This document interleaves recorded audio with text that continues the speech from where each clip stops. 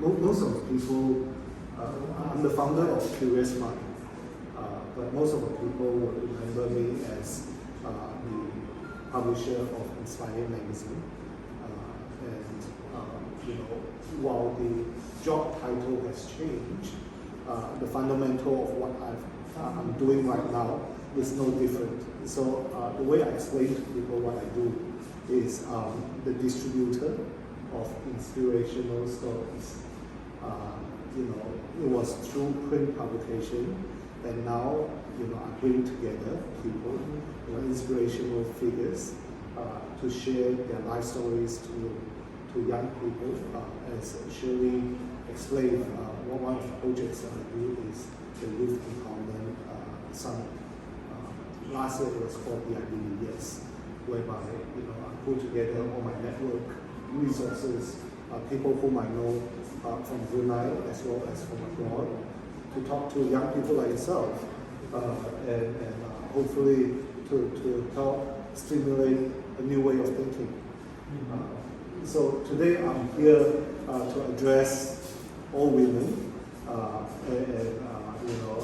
have put together some thoughts, which is on this piece of paper. I will try not to read them because I will always go to sleep when people read their speeches. But on the other hand, I hope that I won't forget. So I want to share with you a few points of my life journey, as well as my interaction with outstanding women from Brunei and beyond. When I started Inspire magazine about 7 years ago, on the very second issue, we published 50 most influential women in Brunei. If you were to recall, 7 years ago today exactly, it was the month after Brunei announced Sharia law. So I published the magazine as a backdrop of Sharia law being implemented in Brunei, and for a very, very simple reason. Me being a rebel, I wanted to prove to the world that Bruneian women are not oppressed. I want to identify outstanding women who are making waves and who are equally celebrated locally, despite what they think. So that was the first reason why we went ahead. It's a big task, for your magazine's second issue to take on the task of talking about who are the 50 most influential women of Brunei. So that was the first reason. The second reason I had for it was, that time I had one daughter. My second daughter was conceiving. Today I've got two daughters. I did that so that when my daughters grow up, there's a blueprint for them to look at these 50 outstanding women and say, hey, if you guys can be like that, so can I. So for a very self-centered reason, I wrote it for my daughters. I look at my note very quickly. I'm not sure if I know you guys are young and hopefully single. My brother is single too. But you guys may have come across this website called Zola.com. Anyone heard of it? Okay, Zola.com is the world's premier website for everything wedding. Yeah. So chances are it has been a while, not yet the time, right? No one heard about it. The founder of Zola.com, her name is Shenlin Ma, Chinese. When she was asked about how to inspire girls to be leaders, she said something extremely simple but yet profound. She said that you can't be what you can't see, or you can't be what you don't see. Yeah, and this brilliantly summed up the voice in my head when I wrote Inspire magazine for 50 most influential women in Brunei, because this generation would not be able to imagine what they can't see. you know, and today if they're reading that article, that piece of magazine, yeah, they'll be able to see that, hey, you know, I can be just like that. Yeah. So, you know, this is what I wrote, yeah. You know, I wanted my daughter to be like Danko Najiba. Anyone heard of the name? Yeah. Yeah, the first Brunei woman to have had an expedition to South Pole. So I will be telling my daughter, why not you be the first Bruneian girl to have gone to the North Pole? Yeah, I wanted my daughter to be like Datin Adina, the first deputy minister that is a woman. Perhaps my daughter, because of her, can strive towards being the first female minister of Brunei. Yeah. So that's my first 2 points. I have 10 minutes, right? Yeah. Yeah, I'm on the third minute, I guess. I hope. Yeah. I wanted to share with you another point that is my experience 3 years ago when I was in the Philippines. You know, I attended this award called the Ramon Magsaysay Award Foundation Award. Have you heard of it? Yes. Ramon Magsaysay Award Foundation is almost like the Nobel Prize of Asia, whereby they recognize the movers and shakers who are not those who make the most money, but the change makers that have made a difference to the society. Yeah. So, you know, I was sitting like that, you know, on that side, and there was a panel of 3 really outstanding awardees. And this brilliant young Filipino lady stood up and asked a question. She said something towards the line that, you know, how can we help to raise the next generation of women who are equal to, if not better than, their counterparts who are the males? The reason why I bring this point up is because I feel that, you know, I've listened, I've read, I've followed a lot of outstanding advice when it comes to women, but I've never heard anything like this.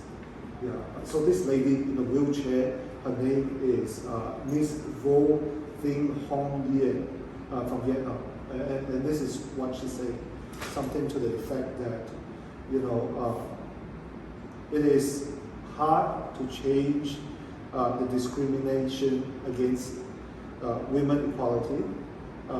Men would always refuse to change.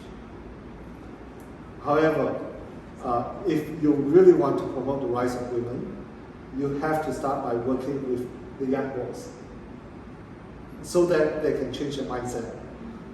If they are open and are able to change their mindset, it will be easier. Yeah. So forget about talking to people like me, unless people like me have 2 daughters, right? Start with the young boys. Yeah. You know. So I guess one of I guess this explains the wisdom of why I'm being invited here to speak today by Zubaida, because I think that she innately understands the principle of including men in the mix, yeah, in order to strive for women's equality and excellence. So I think that it's absolutely critical for both genders to work together to advocate for women's rights. And you know, if you all are parents out there with boys, I think it is your duty to start teaching them to respect women's rights and to treat them as equal, so that they can excel together in the future. Yeah. My second last point, and I'm done. Yeah. So I've interviewed hundreds of people, both locally and abroad. And if you were to ask me this question, you know, what have I personally learned from the outstanding women that I've interviewed, which, you know, roughly will be about half of them. Yeah, you know, that I can share with you today. I guess perhaps, you know, what I observed speak louder than what I heard from my interviews. You know, it struck me that the most outstanding women have one thing and one thing in common. That, you know, they have this belief that they are no less capable than their male counterparts, nor do they feel any less deserving of their leadership position. Yeah. Now, this self-belief, I think, is critical because as a woman, your biggest enemy is never the opposite gender or even the societal norm. Your biggest enemy has always been yourself. I wrote this by the way. You know, I once interviewed a female doctor who was determined to break the family mold to become one of the most spectacular doctors in Brunei, simply because her aunt, when she was young, told her that her future belongs to the kitchen floor. Now, if she had not reached into her internal reserve or belief that evening, if she had listened or believed the shallow worldview of her aunt, we would not have Dr. Noor Afizan today, inspiring so many would-be female doctors in our midst.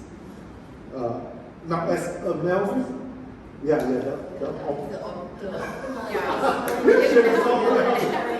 ophthalmologist. Yeah, I practiced it so many times, but I never got it right. So, you know, as a male species, I want to let you in on the secret. It has never occurred to us that our gender is a limitation. Because we've never been brought up to think that way when we're young. So the question is, why should it be any different for you?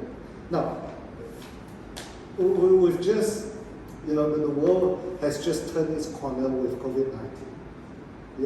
And you know, in my humble opinion, one of the most important legacies that COVID-19 will leave mankind, is something that you and I know, that it is, you know, how women can and will be a better leader than their male counterparts will ever be. So as a father of two daughters, I am comforted by the fact that my daughters will grow up in an era where the pendulum is swung the other way. That perhaps boys will begin to doubt their future leadership position simply because they are born the opposite gender. So, what's my conclusion? Today, you know, being invited to speak to women here is actually a very meaningful day for myself. You know, if our grandmother had been alive, she would be celebrating her 93rd birthday. And, you know, I want to conclude my talk by paying a special tribute to my grandmother, for she had been the pillar of our family and a prime example of what women leadership looks like on so many different levels. And before I can articulate all this, you know, I want to take this opportunity to send my advance thank you to all of you, because you will be the source of inspiration for my two girls, because of your decision to be their role models today. So thank you very much.